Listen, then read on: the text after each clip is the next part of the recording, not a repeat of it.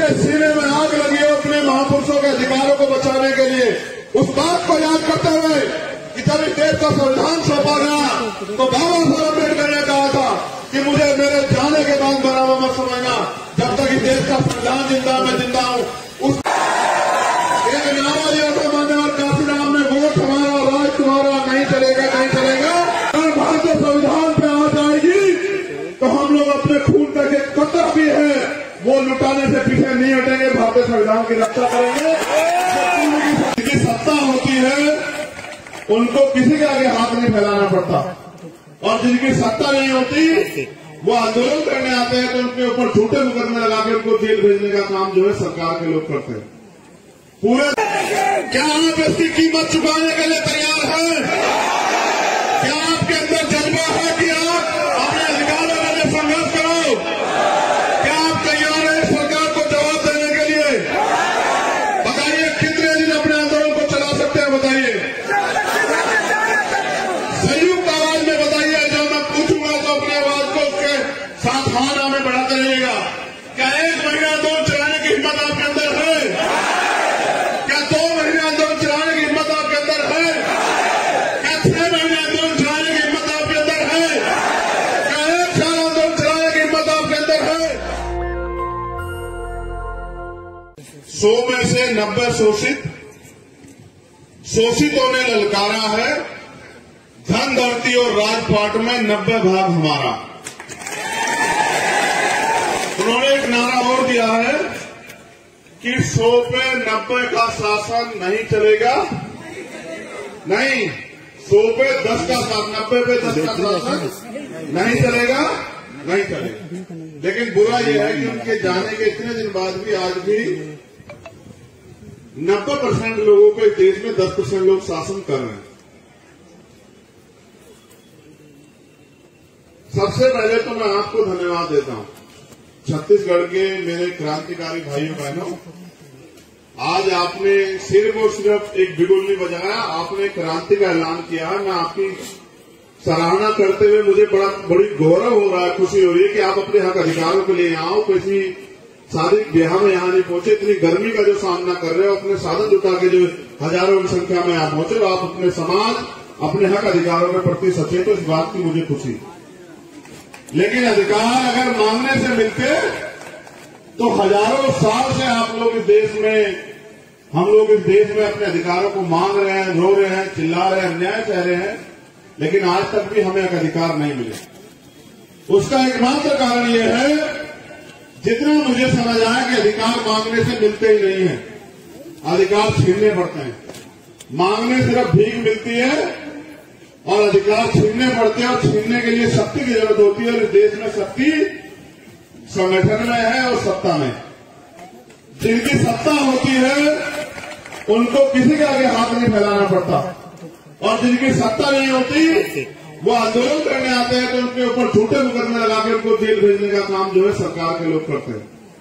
पूरे देश में घूमने के बाद मुझे ये महसूस हुआ, सरकार कोई हो, किसी पार्टी की हो, हर सरकार उस प्रदेश में रहने वाले कमजोरों के अधिकार छीनने को, डकारने के पीछे लगी हुई। मुझे खुशी से 2 फरवरी हम लोग 1 महीने का समय यहां की सरकार को देते हैं। अभी अगर 1 महीने के बाद यहां की सरकार ने हमारी मांगे नहीं मानी तो बताओ कितने लोग 1 साल के आंदोलन के लिए तैयार हो, बताओ। नहीं, गौर करो, इतिहास गवाह कभी भेड़ बकरियां देश में नहीं जीती। जब युद्ध का मैदान सजता है कोई भेड़ बकरी नहीं घुसती है उसमें। जब युद्ध होता है तो हर आदमी अपनी तरफ से योद्धाओं को मैदान में उतारता है, बताओ उतारता है नहीं उतारता है? जिसके सीने में आग लगी है अपने महापुरुषों के अधिकारों को बचाने के लिए, उस बात को याद करते हुए कि जब इस देश का संविधान सौंपा गया तो बाबा साहब अम्बेडकर ने कहा था कि मुझे मेरे जाने के बाद बराबर मत समझना, जब तक इस देश का संविधान जिंदा मैं जिंदा हूं। उस बात को याद करते हुए, बाबा साहब के कुर्बानियों को याद करते हुए, गुरु घासीदास जी का जो सपना था मन के एक समान, उसको याद करते हुए, अगर आपके दिल में आग लगी है, अगर आप चाहते हैं अपने अधिकार तो फिर बताइए, अब हाथ उठा के बताइए दोनों आप कितने लोग हैं जो 1 साल आंदोलन के लिए तैयार हैं। जो लोग वहां छाव में खड़े हैं उनका गुर्दा मैं समझ रहा हूं कि उनकी कितनी हिम्मत है, वो कितने दिन आंदोलन चला। आप हाथ नीचे करो, देखो वो पहले से जान बचाने के लिए धूप छाव में खड़े हैं।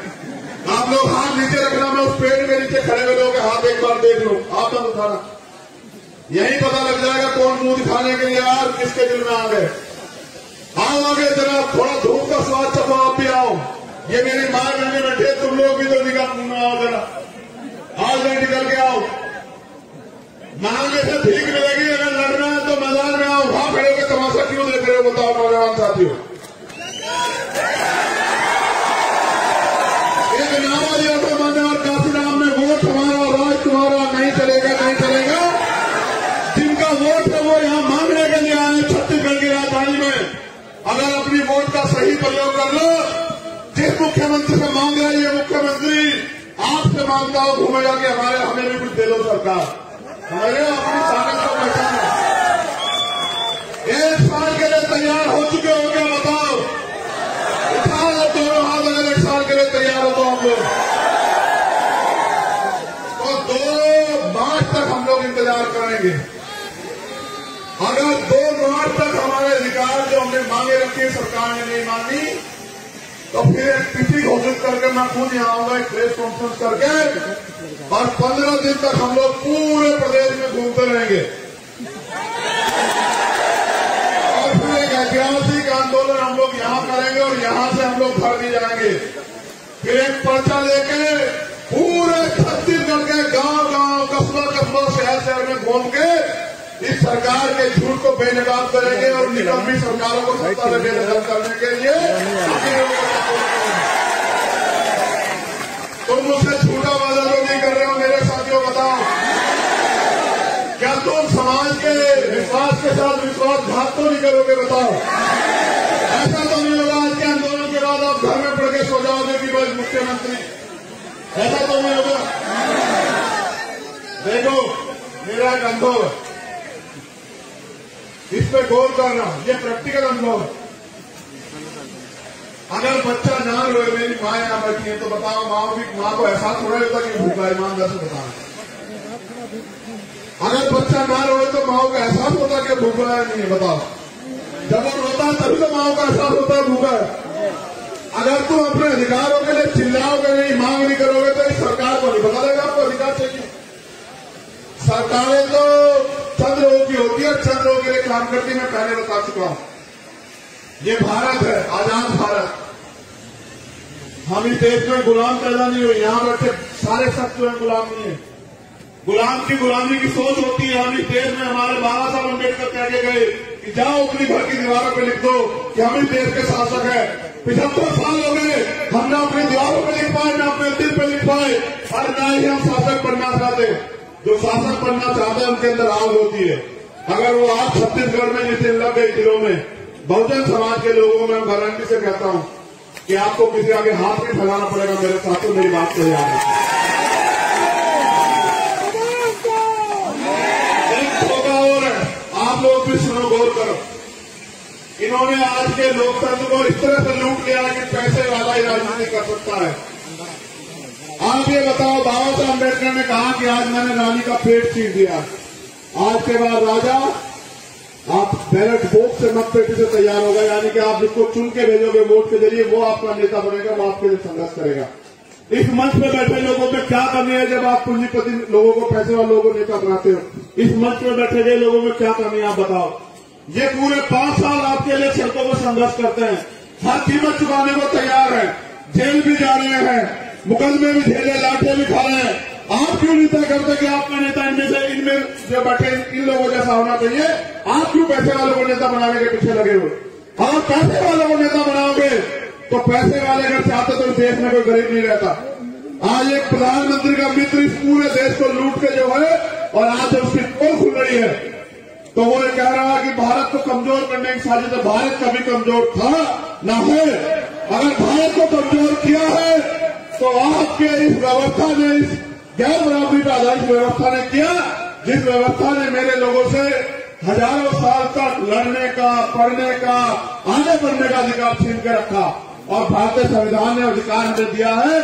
मैं यहां इस मंच के माध्यम से दिल्ली की सरकार को भी चेतावनी दे रहा हूं कि भारतीय संविधान के खिलाफ काम करना बंद कर दो। आप लोग याद रखना, अगर भारतीय संविधान पे आ जाएगी तो हम लोग अपने खून का एक कतरा भी है वो लुटाने से पीछे नहीं हटेंगे, भारतीय संविधान की रक्षा करेंगे।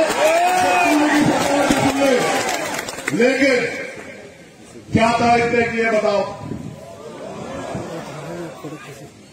इससे ज्यादा बात तो वीडियो भी होती। नहीं, एक की आवाज इतनी है तुम्हारी। मुझे नहीं लगता कि ये आवाज मुख्यमंत्री तक पहुंच रही होगी, मुझे नहीं लगता है। जोर से लगा आवाज। हमारे आखिरी चेतावनी का क्या दिन है बताओ? छत्तीसगढ़ में क्रांति का क्या दिन है बताओ? तो सरकार याद रखे, इंटेलिजेंस के लोग बता देना कि 2 मार्च तक आपकी और 3 मार्च के बाद हमारी आर पार की लड़ाई लड़ेंगे सरकार के खिलाफ अगर हमारे अधिकार नहीं है। और अगर अधिकार दोगे तो जवान वाले तो भी आपका धन्यवाद जरूर करेंगे अगर आप हमारे अधिकार दोगे। राजनीतिक लड़ाई आपसे बाद में लड़ेंगे, आपका धन्यवाद देंगे अगर आप हमारे लोगों की मांग सुनोगे। लेकिन अगर नहीं सुनोगे तो इस बार फिर बड़े बड़े ताले और वो लगवा लेना बैरिकेडिंग। इस बार आमना सामना वही होगा मुख्यमंत्री आवास में, मेरा वादा है मुख्यमंत्री जी आपसे। कोई चूक नहीं। लेकिन सम्मानित साथियों याद रखो, एक दिन में कोई लड़ाई नहीं जीती जाती। इतिहास गवाह है, एक दिन में कोई लड़ाई नहीं जीती गई। क्या इतना ही बड़ा समाज आता है छत्तीसगढ़ में? ईमानदारी से बताना। तो यहां कौन लोग आए पता आपको? जो अपने महापुरुषों के लिए जिए,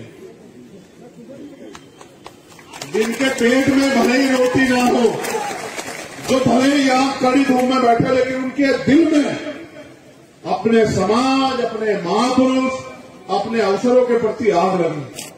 और जिस दिन गरीब के बेटों को आप लोग विधानसभा में चुन के भेजोगे, मैं जिम्मेदारी से कहता हूं कि यह आपको किसी के आगे जो है सर झुकाने के लिए मजबूर नहीं होने देंगे, मेरा वादा।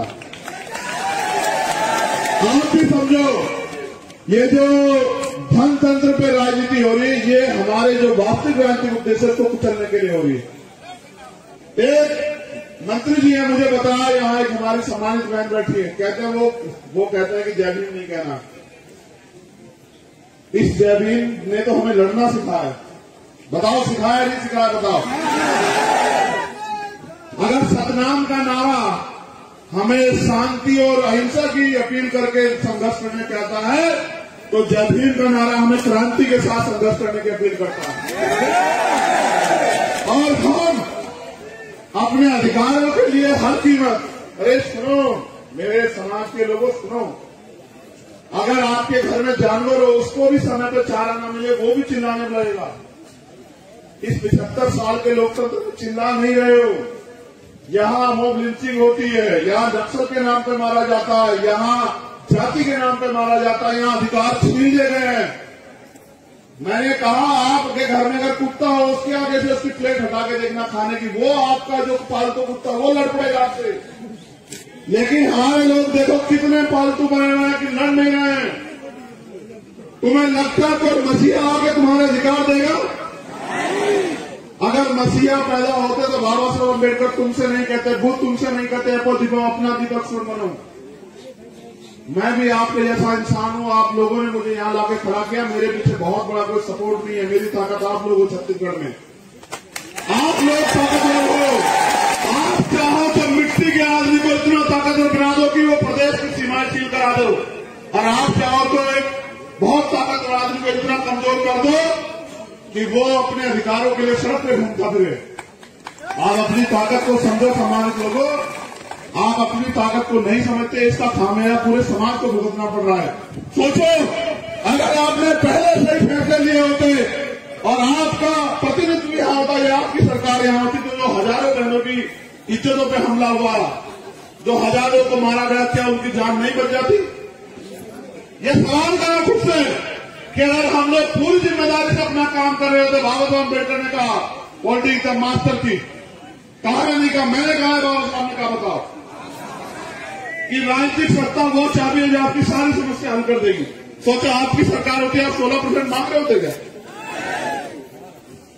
उसे भी छोड़ो। बाबा साहब ने कहा राजनीति में हिस्सेदारी न करने का सबसे बड़ा नुकसान ये है कि अयोग्य लोग आपके ऊपर शासन करते हैं। आप बताओ, आप पढ़े लिखे सड़क पे घूम रहे हो, 2000, 4000, 10,000 का रोजगार मांगते हुए, और यहां बैठ के जहां रोजगार दे जाते वहां क्यों नहीं आना चाहते भाई? जिस दिन मेरी समझ में बात आई उस दिन से मैं घर छोड़ के निकला वहां, और मुझे उम्मीद है कि अपने जाने से पहले मैं लाखों लोग ऐसे तैयार करके जाऊंगा जो चाहे रोटी उनको मिले ना मिले, लेकिन राज व्यवस्था हड़पने के लिए वो लोग दिन रात सोचते रहेंगे और काम करते रहेंगे। इतना मेरा लक्ष्य है। और एक प्रयास है कि बाबा साहब अम्बेडकर और माननीय काशीराम साहब के, गुरु घासीदास के जो अधूरे सपने हैं कि यहाँ जानवरों को भी सम्मान मिलता है, इंसानों को नहीं मिलता, उन पे भी हम लोग खड़े उतर पाए। अब हम लोग यहाँ की जो हमारी लीडरशिप है उनके नेतृत्व में जो उन्होंने तय किया है, मार्च का है, जैसे भी अनुशासित तरीके से हम लोग